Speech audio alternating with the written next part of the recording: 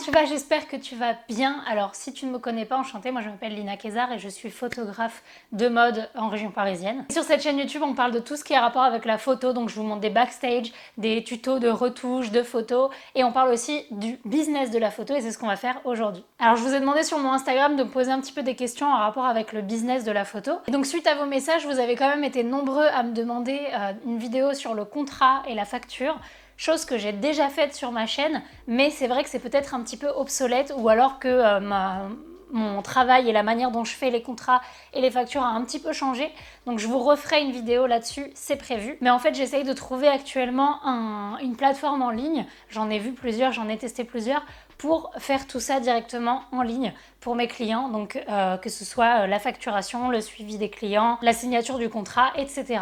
Donc du coup, tant que j'ai pas trouvé la plateforme qui me convient le mieux, je vais pas vous faire cette vidéo parce que voilà, je veux vous faire une vidéo directement complète quand j'aurai trouvé le site ou l'application qui me permettra de faire tout ça. Et ensuite, vous avez aussi été nombreux à me demander pour les assurances en tant que photographe. Donc ça, il faut encore que je me renseigne un petit peu plus parce que moi j'ai une assurance à moi, mais c'est pas forcément la meilleure et je veux vous parler des assurances de manière générale, donc il faut que je fasse un petit peu plus de boulot de recherche là-dessus.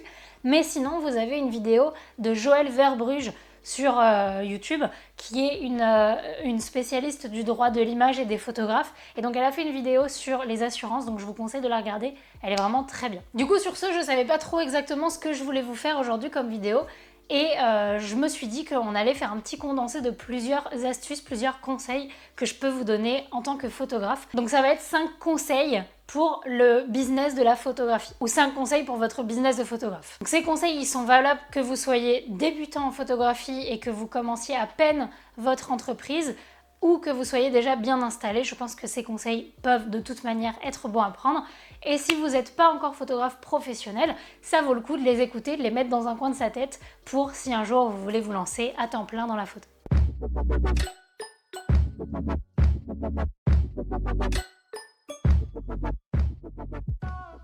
Alors le premier conseil qui, moi, a été vraiment important à appliquer dans mon activité, et je vous en ai déjà parlé, c'est d'avoir une trace écrite ou un contrat pour tout ce que vous faites en photo. Que vous soyez professionnel, amateur, indépendant, il faut avoir une trace écrite d'absolument tout ce qui se passe.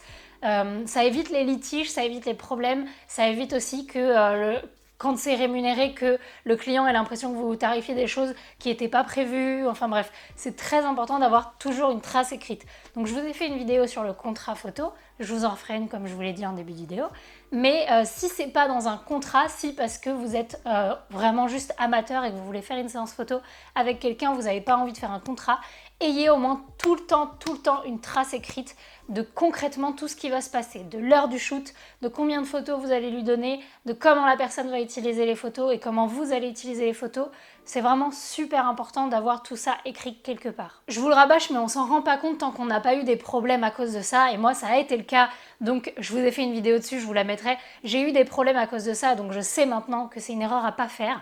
Et il y a par exemple récemment j'ai vu une histoire comme quoi un photographe de mariage avait fait donc un shoot pour des amis de la famille et donc il n'avait pas fait de contrat, il avait juste fait ça pas bénévolement, je crois que c'était payé mais pas beaucoup. Et là, donc c'est aux États-Unis et là les mariés sont en train de poursuivre le photographe en justice parce qu'ils n'ont pas aimé les photos, alors qu'il a rendu des photos, hein, mais ils n'ont pas aimé les photos et donc ils sont en train de poursuivre le photographe en justice pour dommages moraux et je sais pas trop quoi, mais en gros le fait que ça ait gâché leur journée de mariage. Donc quand je vous dis que c'est super important vraiment d'avoir une trace écrite de tout, donc voilà, je le rabâche mais je le redirai jamais assez, contrat ou trace écrite. Ensuite le deuxième conseil c'est plus pour ceux qui sont déjà dans l'activité de photographe, mais c'est d'avoir un compte professionnel. Déjà je sais plus mais il me semble que c'est obligatoire dans tous les cas quand on est auto-entrepreneur. Après les autres statuts, donc artiste-auteur, je sais pas.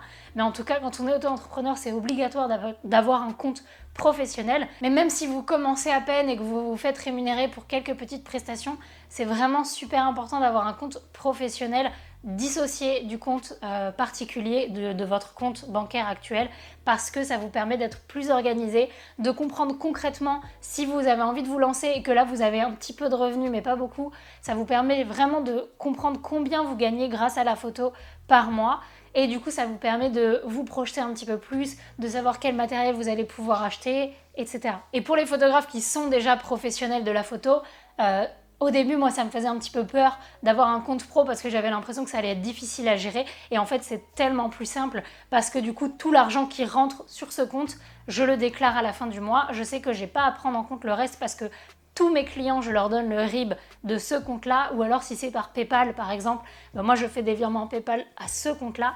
Et du coup, tous les mois, quand j'ai besoin de déclarer mon chiffre d'affaires au RSI, je vais juste, enfin à l'URSSAF, j'ai juste besoin de prendre ce compte, de l'ouvrir, de regarder combien il y a eu ce mois-ci et je déclare ça. C'est tellement plus simple, ça vous permet vraiment d'être plus concis et de comprendre concrètement combien vous gagnez. Et voilà, c'est vraiment un conseil très simple mais très important. Donc le troisième conseil, c'est un petit peu la continuité du deuxième. C'est pour si vous êtes photographe professionnel, c'est de rester organisé financièrement en faisant des tableaux. Je vous ai présenté très rapidement dans la vidéo du confinement le tableau que j'ai. Je vais vous le présenter un petit peu plus en détail, mais en fait j'ai un tableau que j'ai créé qui s'appelle tableau CA annuel, mais en vrai ça regroupe toutes les dépenses et les rentrées d'argent de mon activité, et ça me permet non seulement de garder une trace de tous les clients que j'ai eus tous les mois avec l'argent que j'ai gagné, mais aussi toutes les dépenses, que ce soit fixes ou variables, donc que ce soit de mon site internet, de mes cartes de visite, etc.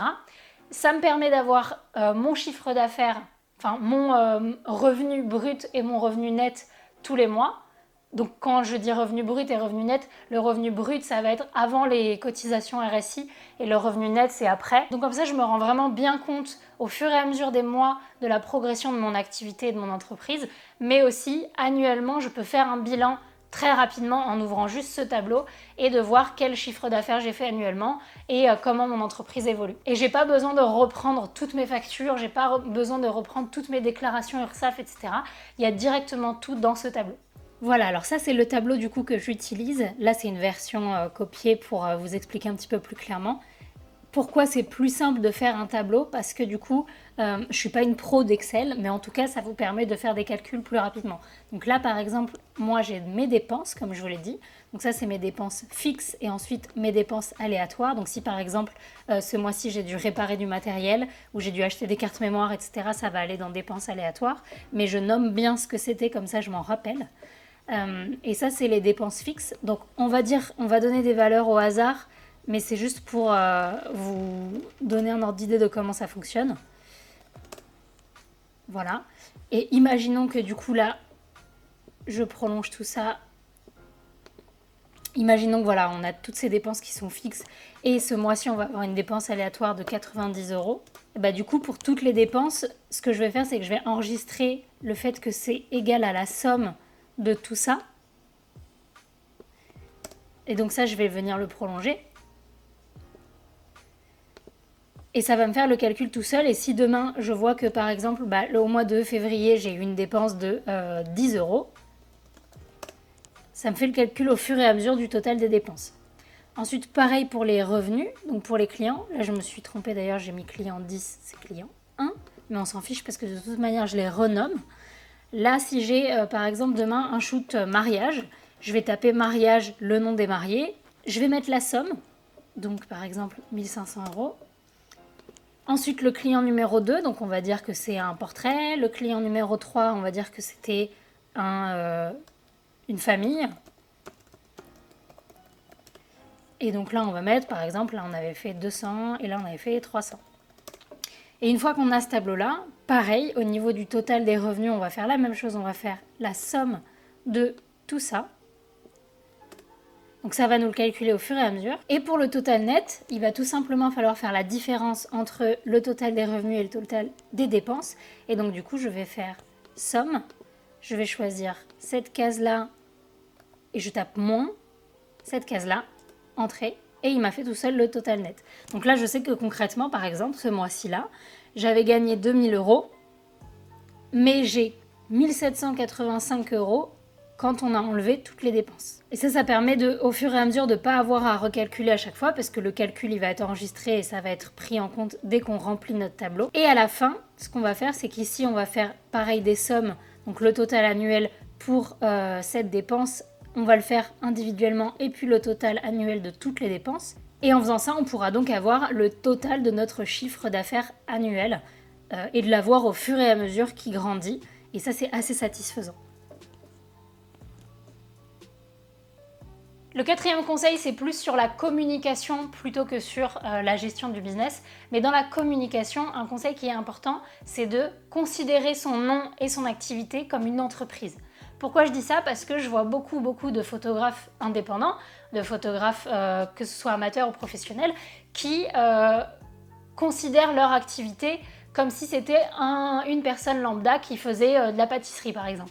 Mais c'est important de considérer, si vous voulez en tout cas évoluer dans le domaine et avoir des clients, etc., c'est important de le considérer comme une entreprise avec un esthétique, avec un logo, avec une palette de couleurs. Non seulement donner de la qualité à votre image d'entreprise et de photographe, mais en plus vous, ça va vraiment vous aider à chaque fois que vous allez avoir besoin de créer quelque chose. Par exemple, si demain moi j'ai envie de faire une séance photo et j'ai besoin de trouver des modèles ou de trouver des maquilleurs, et ben si j'ai envie de faire une annonce un petit peu esthétique parce que je vais m'adresser à des professionnels, je sais déjà quelle palette de couleurs je vais utiliser, quelle police de caractère je vais utiliser, parce que c'est dans mon branding, dans l'esthétique de ma marque, parce que je considère Lina Kézard Photographie comme une marque. Et si vous voulez vraiment passer à la qualité supérieure dans votre site internet, dans vos réseaux sociaux et dans votre activité et dans votre image de photographe, je pense que c'est important que vous fassiez cette différence aussi, de considérer votre nom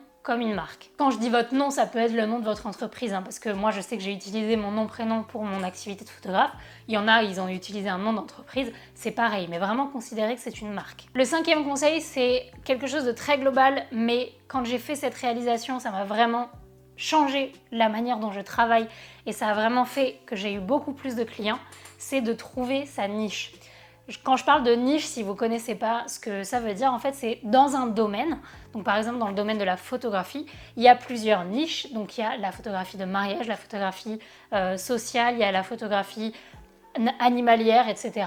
Le fait de trouver sa niche quand vous voulez vraiment gagner de l'argent grâce à la photo et développer votre business de photographe, ça va vraiment booster votre activité comme jamais. Quand on commence la photo, quand on est débutant, c'est normal qu'on essaie de toucher un petit peu à tout, c'est normal qu'on fasse et de la photo immobilière et de la photo pour des particuliers, etc. C'est important parce que déjà ça permet de savoir un petit peu le domaine qui nous plaît le plus, ça permet d'avoir plusieurs sources de revenus différentes, mais le problème c'est que, ce que j'ai remarqué en tout cas pour moi, c'est qu'à se focaliser sur tout, on en perd des clients, on dénigre un peu l'image de sa marque, encore une fois, et du coup on est moins crédible et moins sérieux vis-à-vis des clients. Mais à partir du moment où vous allez vous focaliser sur un domaine, vous allez voir que non seulement vous allez être meilleur dans ce domaine, mais en plus vous allez vraiment commencer à avoir un portfolio qui va être plus professionnel. Votre site internet, il va refléter vraiment le fait que vous soyez spécialisé dans ce domaine et les clients vont affluer.